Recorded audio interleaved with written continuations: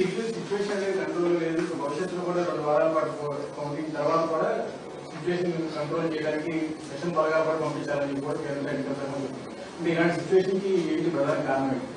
Polling అయిపోయింది, counting కూడా ఎప్పుడైతే ప్లేయర్స్ పక్కన అంపైర్ అనేవాడు కొంత అటు ఒక వర్గం వైపు పోతాడో అప్పుడు ఏదైనా జరిగే అవకాశాలు లేవు. మధ్యలో ప్రజలు సఫర్ అవుతారు.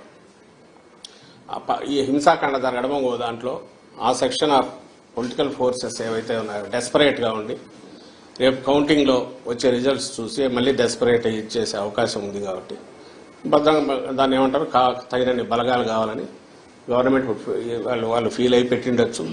బహుశా చీఫ్ సెక్రటరీ గారు వాళ్ళ అడ్మినిస్ట్రేషన్ వాళ్ళు చూసుకునేది. మా కోరిక కూడా అదే, ఈవెన్ ప్లే గ్రౌండ్ క్రియేట్ చేయాలా. మేము లేము అధికారంలో, ఇప్పుడు అధికారంలో లేమంటే టెక్నికల్లీ ఉండొచ్చు కానీ బట్ ప్రాక్టికలీ ఏసీ పరిధిలో పనిచేస్తుంది.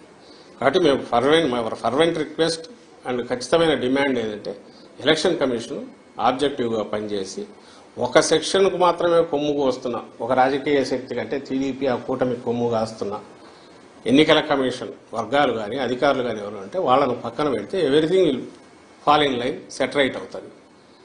మా వరకు మేమైతే ఎన్నికల కమిషన్ చేతిలోకి అధికారం పోయిన తర్వాత దాంట్లో వేలు పెట్టాలని కానీ దాని ఏదో అడ్డదారుల్లో వాడుకోవాలని కానీ ఎప్పుడు అనుకోవట్లేదు. గతంలో అనుకోలే, ఇప్పుడు అనుకోవట్లా. కాబట్టి మాకు నిష్పాక్షికంగా ఉండే ఎన్నికల కమిషన్ ప్రతినిధులు ఇక్కడ ఉంటే everything will fall in line, అంతా బాగానే జరుగుతుంది. అప్పుడు అవసరం ఉండకపోవచ్చు. ప్రికాషనరీ దీని కింద ఫోర్సెస్ ఉండాలని వాళ్ళు అనుకోవచ్చు. మొన్న జరిగిన దాన్ని బట్టి నేనైతే అవసరం ఉంటుందని అనుకోవట్లా. ఏది నిష్పాక్షికంగా ఎన్నికల సంఘం వ్యవహరిస్తే అవసరం వస్తుంది అయితే అనుకోవట్లేదు.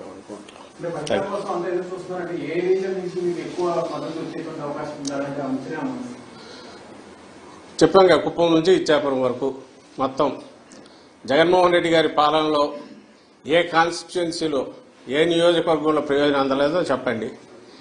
ఒకవేళ క్యాస్ట్ పరంగా పలానా క్యాస్ట్కి అందలేదని చెప్పండి, లేదా ప్రాంతం వైజ్ పలానా ప్రాంతంలో అందలేదని చెప్పండి. లేదు కదా, యూనిఫామ్గా సాచురేషన్ బేసిస్ మీద కింది నుంచి పై వరకు ఉత్తరాంధ్ర లాస్ట్ ఇచ్చాపురం వరకు అందరికీ ఒకే యార్డ్ స్టిక్తో ఒకే కొలమానంతో అన్ని ప్రయోజనాలు అందాయి.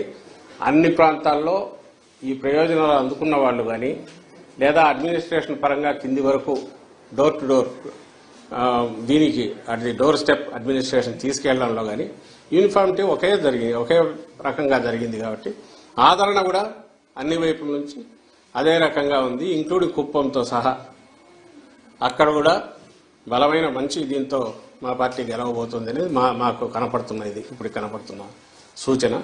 మిగిలిన చోట్ల కూడా అట్లే ఉంటుంది. ఎక్కడైతే లోకల్ కారణాల వలన సరిగా ఎలక్షనీరింగ్ సరిగా ఇది కాక చేసుకోలేకను అభ్యర్థులు దీంతో రకరకాల కారణాలతో చిన్నవి అంటే అక్కడక్కడ ఉండొచ్చు. కానీ ఓవరాల్గా అయితే సేమ్ యూనిఫామ్ ఇది జగన్మోహన్ రెడ్డి గారి ఓటు ఏదైతే ఉందో, వైఎస్ఆర్సీపీ స్ట్రాంగ్ ఓటు ఏదైతే ఉందో, మా పార్టీ హామీలన్నీ నిలబెట్టుకోవడము లేదా అంతకంటే మెరుగ్గా జీవన ప్రమాణాలను పెంచడము అని అలాగే సుపరిపాలన అందించడం, ఈ ప్రాతిపదిక మీద చూస్తే ఆ బేస్ ఏదైతే స్ట్రాంగ్ ఇది ఉందో అది ఓవర్వెల్మింగ్గా వెల్లువలాగా ఓట్ల రూపంలో ప్రో ఇన్కంబెంట్ ఓట్ల రూపంలో వచ్చిందని మేము భావిస్తున్నాం.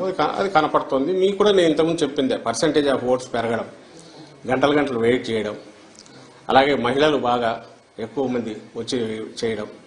వేరే ఊరు నుంచి ఎవరెవరు వచ్చేస్తున్నారన్నారు. ఎవరు వస్తారో బస్సుల్లో వచ్చే వాళ్ళంతా ప్రయోజనాలు పొందిన వాళ్ళు, పథకాలు తీసుకున్న వాళ్ళు, బెనిఫిషియరీస్, వాళ్ళ కుటుంబాల్లో పిల్లలు మంచి చదువులు చదువుతున్నందువల్ల, లేదంటే వాళ్ళ తల్లికి తండ్రికో పెన్షన్ నెల ఫస్ట్ కంతా జగన్మోహన్ రెడ్డి గారి పుణ్యం, ఇది పుణ్యమాని ఈ గవర్నమెంట్ మా వైఎస్ఆర్సీపీ ప్రభుత్వం పుణ్యమాని వాలంటీర్లు తీసుకెళ్లి ఇవ్వడము.